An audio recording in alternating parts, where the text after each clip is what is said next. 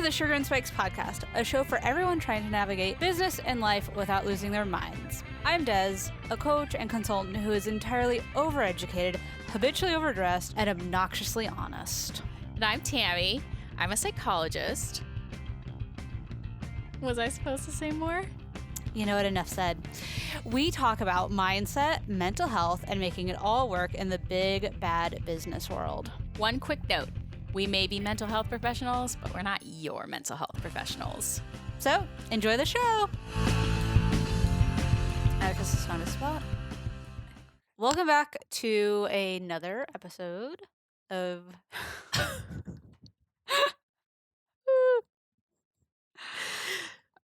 I want to say, welcome back to, the lost footage, but that's not what this is. I know, because that stuff's long gone. Yeah, if it wasn't... If we had it, it wouldn't be lost. Welcome to the episode that time forgot. There you go. It makes me think of dinosaurs. So we're picking up on the chronic burnout topic. Mm-hmm. So if you guys didn't listen to the episode before this, go listen to that. There are some gems of sound bites. Let me just say that. Definitely. But in the last episode, we kind of defined. Mm-hmm. If folks are too damn lazy to go back and listen. Or you just don't want to. Or you don't want to. In which case, I'm judging, but I'm not. We talked about burnout being more of a chronic. Yeah, we opened this idea of millennial burnout and the fact that it's not necessarily generationally defined, but we're seeing it a lot more millennials because of just the inbred pressure. Mm-hmm. But not to get off topic, but I think that just stems from this day and age of everything being readily accessible and on publicly known, in the age of social media and stuff. There's this innate pressure to look like you have it all together all the time. Yes. But that's a topic for another episode that is coming up. But millennial burnout kind of stems from that, in this idea of there's so much going on, we're doing so much, and there's this emotional drain to where really the point of it was the small things are the hardest. Well, yeah, they're the things that fall away because you're so busy burning yourself out, doing the big... Looking like Superwoman or Right. Superman. Super person. Superstar.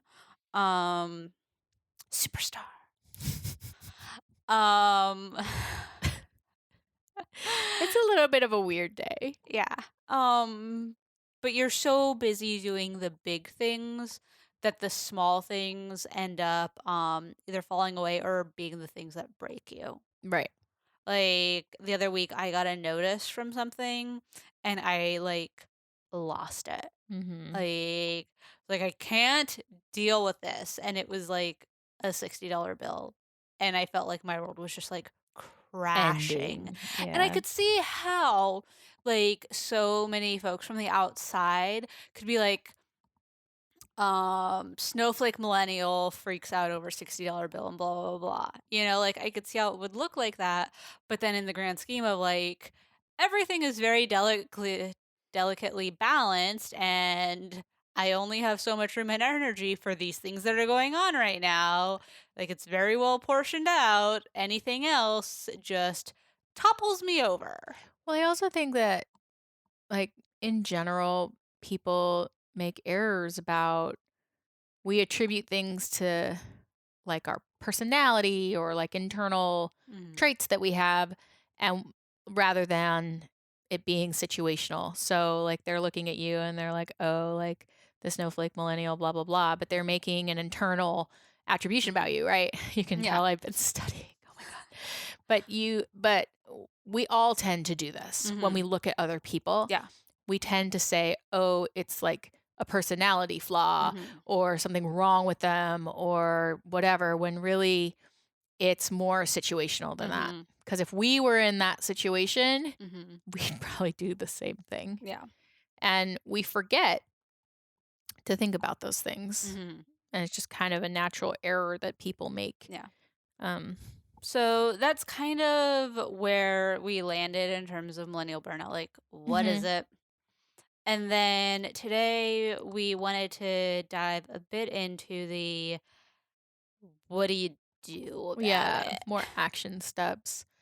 I mean, cause like, we kinda left off at the end talking Mhm. about part of the issue is when working hard, high achievement, Mhm. um, the go, go, go is really part of your core identity. Mhm.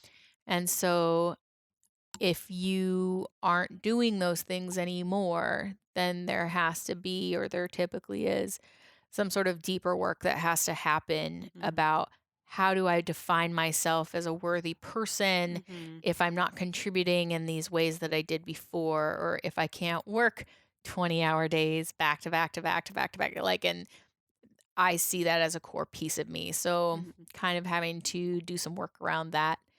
But that was kind of where we left off. It's the God, it's the generational ingrained Protestant work ethic. Right?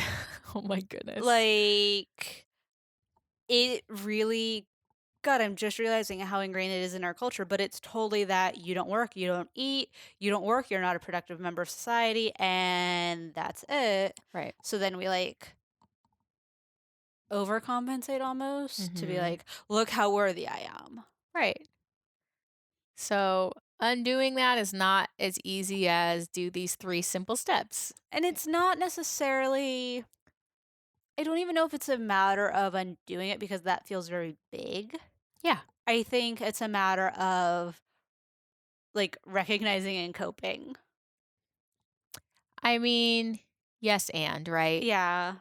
I think when you're talking about a shift like this that Mhm. is disruption to identity, coping but not returning to previous behavior is going to be it's like a high risk Yeah. for relapse, so to Mhm. speak. So, I mean, it but also I think you make a really good point, which is if you can do different things, eventually you will internalize them. Mhm. Cause like when our behavior doesn't match our thoughts, we actually change our thoughts to match our Mhm. behavior. So, I mean, there's something to be said for that. Yeah. Um, And I think like the concept of staring down this idea of reframing your brain to be like, I am valuable even if X, Y, and Z aren't met. Like, yes, I would say that that's a core truth that we all like maybe want to think about getting to, but that can feel very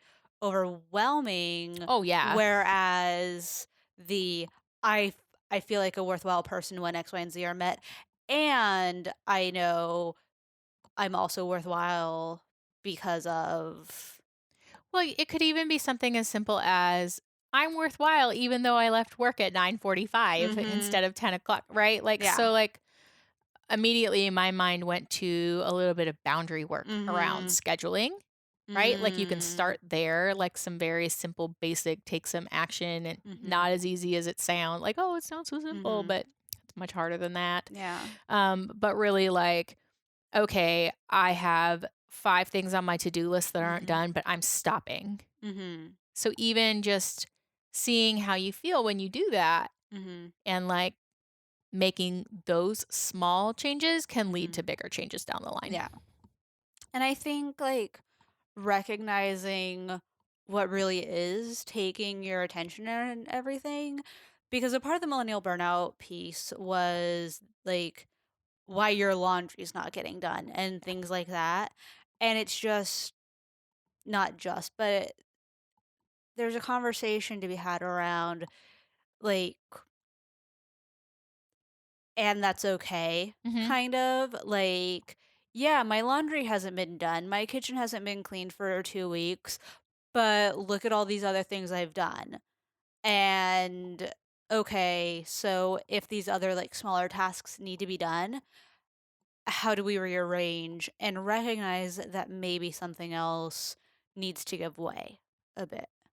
Yeah, I agree. So I think there is some smaller steps to do. It's not Mhm. just like, "Oh, change your whole identity." Like that's much Yeah. harder, right? But in terms of the coping piece, Mhm. there's some smaller steps you can take So, like, what you talked about and what I talked about, and Mhm. also thinking about, like, if doing your laundry is important to you, so what would it take for you to have the energy to do that, Mhm. right? Yeah. Like, maybe not thinking of the laundry and the kitchen and the shopping and the this and the that and the that, Mhm. but, like, incorporating one of those things Mhm.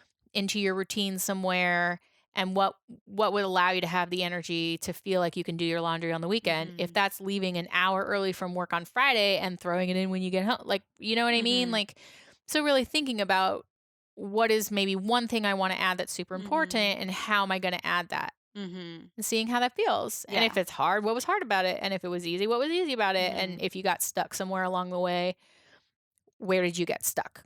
Right? Mhm. Because it's like trying to implement and then problem solve, problem solve, problem solve, and try to implement and problem Mhm. solve. I mean, that's really like kind of what we're talking about. Yeah.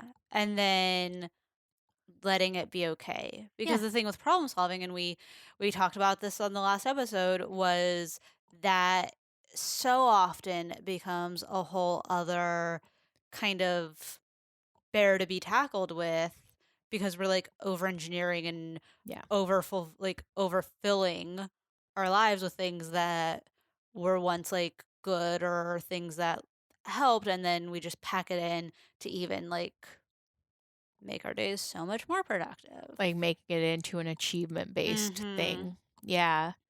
'Cause, like, I had Instacart for the longest time when Hmm. I was in grad school and stuff, and that was born out of necessity because I was in 2 grad programs, I was working on weekends, like, there was n I ordered my groceries while I was in MBA, Yeah. like, that was A thing. but so it became out of necessity and a way for me to try to get, like, a few minutes of downtime, but then it became something that I relied on, Hmm. That's and okay. over uh, Like, why is that bad? Why is that? I mean, because then there's this added pressure of, well, now someone's bringing me my groceries, so I need to, like, super fill my time to, like, make it oh, so it to, puts like even more pressure on you to yeah. be productive rather than Mhm. seeing it. Okay. I get it. To, like, always having to account for Yeah. things. Always, yeah. Okay. So always feeling like some accountability, even if it's Ridiculous. some nebulous thing. Yeah. Okay. I get it. Keep going. I was just asking. I lost my spot. Sorry. You were saying that you felt like you were relying too Well, much on Instacart. and maybe that's not, like, the best example, but it's just I don't know where I was going with it. I'm sorry. No, I it's heard something fine. interesting and I had to ask about it. It's fine. I really don't think I had any idea where I was going with it, because in my mind, I started using that as an example, and I was like, "This is not the right thing to use," but I just kept talking, which is the story of my life in so Well, many it's almost like you're ways. using something to make your life easier, and instead of making it easier, you just add more things and it ends up making it harder because you have this thing that's helping you to do stuff. That was my point. Yes. We get things that are supposed to help us, and then they can transition into these whole other Like, "Oh, I have Instacart, somebody brings my groceries, I can't believe I can't get XYZ done." So then Mhm. you add XYZ, Mhm. and the whole point of having Instacart just goes away because you've added things to your plate. You Mhm. added 3 things while taking away 1. Yeah. Yeah. There we go. Teamwork makes the dream work. So I think in terms of navigating it. Mhm. And I'm kind of glad that we had this week in between episodes and everything to really talk about it, because all I could go back to was, God, it's going to take a lot of work. Well, yeah. Yeah. Like, it's not, here's 3 steps to When has figure your burnout. I mean, I think we had, like, a whole podcast, like, a whole episode on "We're not those people." Yeah. Think of how long it took you to get to this point, Mhm. and think about how hard change is. Mhm. Because when we're stressed, we go back to what we know, Mhm. and what we know is the things that aren't really working for us right now. Well, and I will say I think with a lot of people, stress is one of the easiest feelings to feel. Mhm. So it's super safe. Like it's like the interpersonal version of He had thoughts about that. yeah. It's like I don't know if this happens at your work or anything, but with so many folks that I work with and I've heard it referenced before, like we say I'm busy like it's a badge of honor. Oh, have things been busy, you Mm. know? And it becomes like that default and I feel like internally so often stress is like the okay that means things are going decent Yeah. because we Like, have there's a so lot much because happening. we have so much going on. So Yeah. I feel stressed because Because all these good yeah. things. Yeah. Um and I think that it covers up a lot of other feelings that may be harder to feel. Well, yeah, So, it's true. yeah. I mean, when you're that stressed all the time on, like, Mhm. that chronic level that we're talking about, do you think you really have time to process your Yeah, like you feelings? don't have time to process anything else besides I'm stressed. I mean, I think it's actually kind of interesting because, like, we recorded that episode, and then I was, like, dead for, Mhm. like, the next week, Yeah. and I just couldn't get over here to record. I Mhm. never mind the weather that's been crazy. Mhm. And I'm like, "Oh, we just did an episode about chronic burnout, and I feel chronically burned out." Like, "Oh, no." Mhm. And I have somehow so I basically took the week off, Mhm. um, and one thing I noticed coming out of that is that I feel better. Mhm. I don't feel like I know I've talked about it in the past, like, my emotional bucket Mhm. or whatever, my stress bucket, whatever, is so at the top that everything spills it, Mhm. right? Which is, like, kinda like what chronic burnout is, Mhm. right? Like, I can't handle my laundry because it just overflows the Mhm. bucket, Yeah. right? So, like, I was kind of in that place in regards to studying, which Mhm. has been, like, this hugely stressful thing. But I also realized that, like, you and I were talking, and then I realized that, like, I was putting that pressure on myself, Mm. and nobody else was. Mhm. It's just me, A shocker.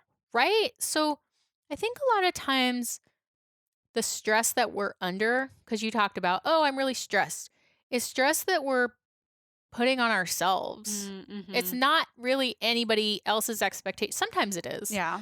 but more often I would think it's our own expectations. Mhm. So, like, I take a practice test and you're like, "Hey, you did pretty well." And Mhm. I remember what it was. I told you I took this practice test and this was my grade. And you were like, "That's good." And I'm like, "No, it's Mhm. not. It's the worst." And Mhm. you were like, "What are you saying right now?" Right? Mhm. And I had to really take a step back from that and really think about it and be Mhm. like, "My thinking right now is crazy. Mhm. And I'm the one doing that to me." Yeah. And ever since kind of then, it's kind of calmed down a little bit. Mm. So it made me think of that. Kind of a side tangent, but Well, it's giving yourself space, mhm. which going back to the like overfilling our lives and everything, like we don't think about needing time and space to process like the events of the day or, even just like getting a test back Yeah. and figuring out like how you feel about it.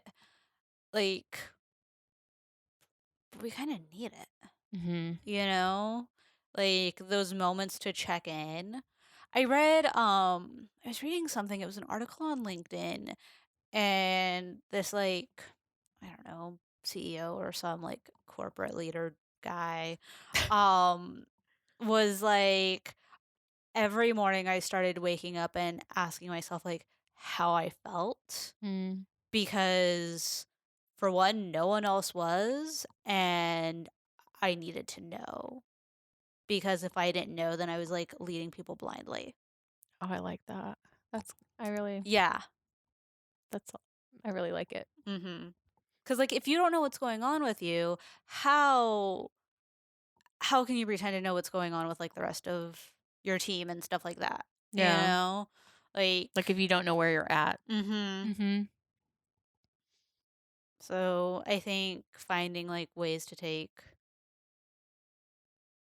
just the space and letting it be, like, those moments of reflecting and maybe even, like, challenging yourself, like, "I feel like I haven't done enough because of X, Y, and Z, and today I also did all of these other things." Yeah, I think a good question to ask yourself is, "I didn't do enough today, according to Who? who?" Yeah, I like that.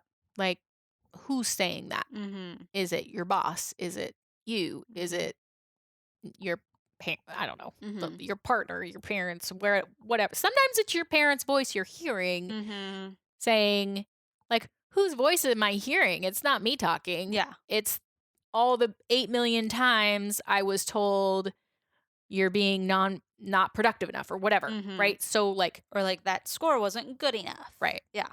And so like, so who's telling you that? Yeah. According to who? Yeah. Who says? Yeah. Oh, we do have it in one easy step. Yes. Alright, well, we're gonna sell this episode and make millions. We're ready. I think it is one way to start. Yeah. Kind of It's a beginning. mhm. Change and like really long lasting change Mhm. is change that you make gradually over time, Mhm. and it kind of goes in cycles and kind of like an upward spiral. It Mhm. isn't linear, it doesn't go in a straight line, Mhm. right? So we're just talking about the very kind of beginning and laying the foundation for that work. Mhm. Yeah. So maybe then you can do your laundry, Right? guys. Jeez. Do some dishes. Go to the post office. All right, that is this week's episode, but the next episode we have coming up is going to be awesome because you guys get to hear what we did the week we didn't have an episode. That's right. All right, we will talk to you guys later. Be well, friends.